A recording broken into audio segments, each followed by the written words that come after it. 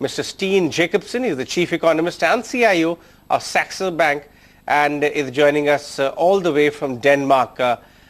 Jacob, thanks a lot for your time. Let's start by understanding, the note of yours, the note of Saxo Bank, which has created quite a stir last couple of days, among global analysts, which called for much higher than, average probability of a recessionary wave hitting the global economy. Let's understand your thoughts and Saxo Bank's stand on that first, and then we'll build it on. Yeah, so first of all, of course, we are not actually saying there's going to be a recession. What we're saying is there is a 60% chance over the next 18 to 24 months to have a recession in the global economy.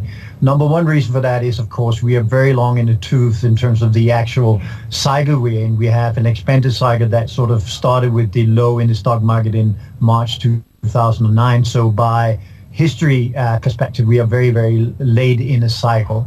Number two, and most importantly, what we've seen in the course of the last 4 months especially, is that what I call the credit impulse, the amount of credit that is going into the economy has been retracted significantly, most dominantly by China, which is pretty much standing on the brake pedal in terms of its ability to create credit, which of course has two reasons. One being that the party conference, the Communist Party's party conference coming up in October. I'm just back for more than 3 weeks in Asia, and it's very clear to me for the first time in the last 10 years that China is at a total standstill in terms of business, is at a standstill in terms of decision, in terms of money going out of the country. So I think that will have a massive spillover, because don't forget that however big economies like India and the US is, China still represents more than 50% of the growth impulse in the world.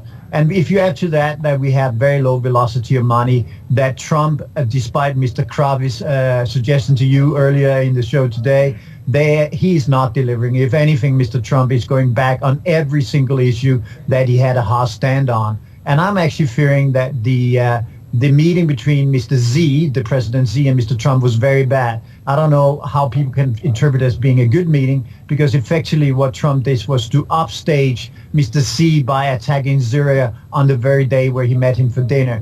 If you are Chinese, if you are about face, this was a very, very bad start to a relationship that will become even worse when this trade report, which has been demanded by Mr. Trump and being issued by Mr. Navarro and Mr. Ross, comes out in 90 days. So basically, between now and the end of the year, we don't have any fiscal support, we don't have any credit support, and we certainly don't have any new, broader initiatives in terms of trade that is moving the agenda forward.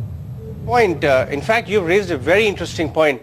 However, Mr. Kravis, who's visiting India right now, is all very bullish about the possibilities of US, the growth over there, equally bullish about India. But the point which you have brought to the fore is also very important. We are already sitting on multi-year highs on global markets as well as several European and Asian indices. Do you think it will be prudent to take some profits off the table, because the scenario which the global equities are building in about growth may actually not turn out the same way? I don't per se have a very negative view on equity, but I think mathematically, statistically, if you want to be long the stock market for the next 5 years, you have to realize that you would do so with an expected return of maximum zero, because markets is at a increased and elevated level of valuation. Certainly the US market is certainly based on hope more than it's based on earnings. Earning has been flatlining, and the earnings season that we see starting this week will be all right. It will actually beat the numbers as per usual, but it will not be stunning numbers that can actually move the agenda forward.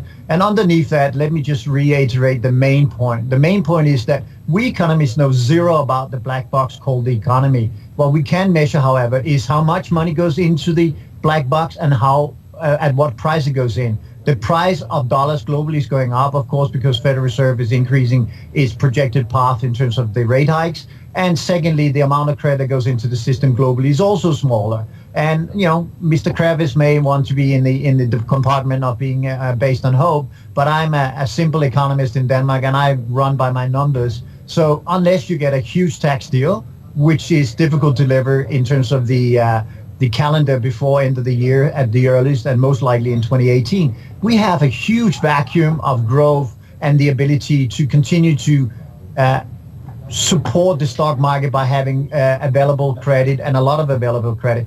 We have exactly the opposite. So a long answer to a very good question, but I will certainly be taking profit right now. And probably in the case of India, I still think it's a great story. I do agree with Kravis there. I mean, there's enough momentum, enough growth, enough reforms that can carry it forward. But I will take my positioning back to where it was at the start of the year, basically taking the profit off. And I think to some extent what you just talked about extensively, Infosys is a great example of this. Here you have the Indian stock market almost at high, and at the same time a global company like Infosys is very close to, or at least getting closer to the price it actually issued itself at 800. I think that is something that makes me think twice about the valuation in the present market.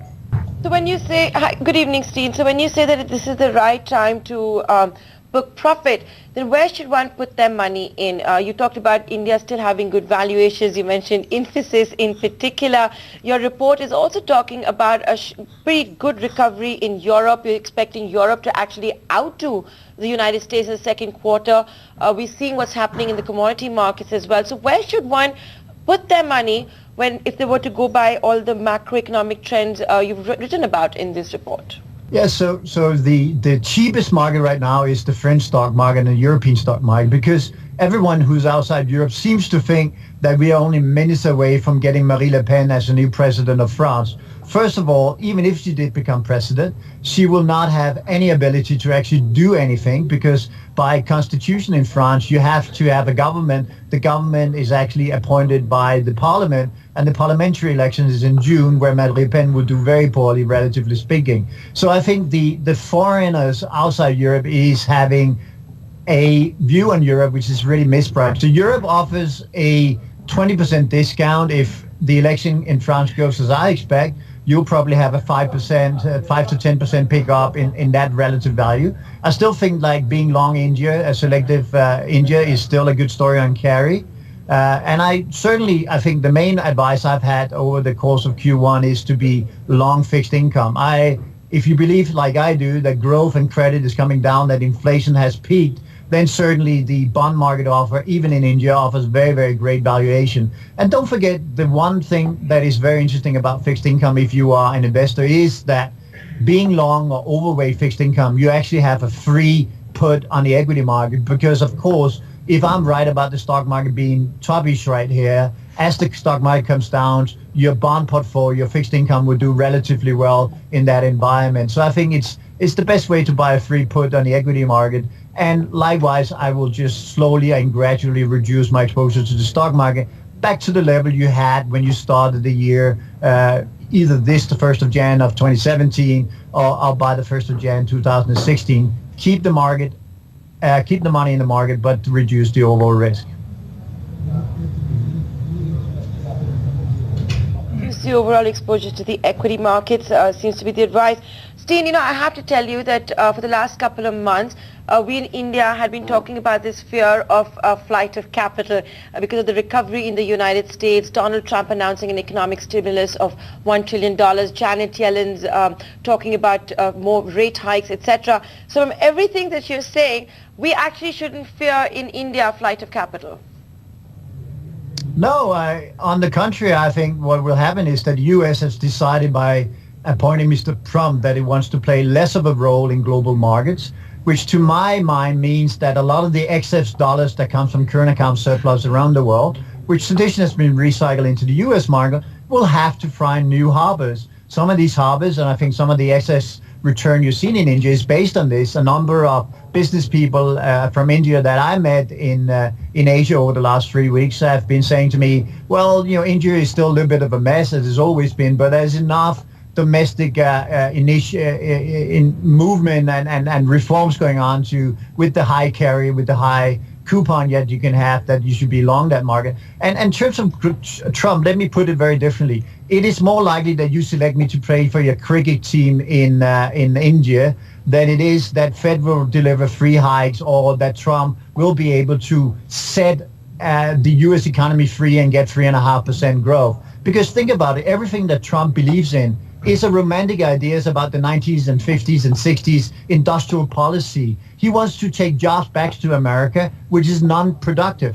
And let me say, I've been an economist for close to 30 years. The only thing that matters in any economy, including the Indian one, is to create more productivity. It is to embrace technology, digitalization as a way to create a better ratio of cold hands to warm hands, as we call it in Scandinavia. We have a social responsibility. We have a responsibility to be better educated. We have a responsibility to focus on productivity. Everything that Mr. Trump stands for is some sort of holiday idea about the 1950s, 60s being better. Listen, I think the world today is great. I think it's challenged, but I think we have great opportunity through technology, through digitization, and through the reform programs that is now initiated in India, which will come in South Africa, which is coming across the Asian Pacific region. So very positive and not at all concerned about Mr. Trump, except, of course, for the